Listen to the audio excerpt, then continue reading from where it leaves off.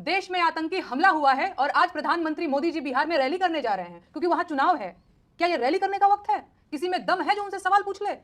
बीते 10 सालों में भाजपा के चुनाव प्रचार और अडानी को ठेके दिलवाने के अलावा मोदी जी ने किया क्या है? घटल बा कमाई बढ़ल, घटल बा कमाई बढ़ल, जाता महंगाई हो कि लहे लहे खर्च कर, बबुआ के माई हो कि लहे लहे खर्च कर, बबुआ के माई हो कि लहे लहे खर्च कर।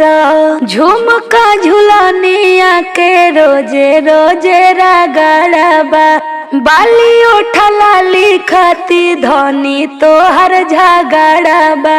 झुमका झुलनिया के रोजे रोजे रगड़बा, बाली उठला लिखती धनी तोहर झगड़बा।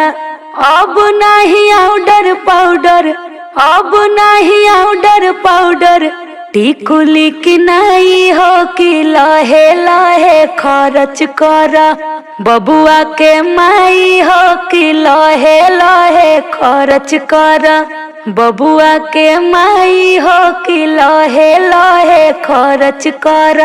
नून तेल मरचाई और लहसुन प्याज हो, भाव सुनी सुनी हमर खद के मिजाज हो, भाव सुनी सुनी हमर खद के मिजाज हो।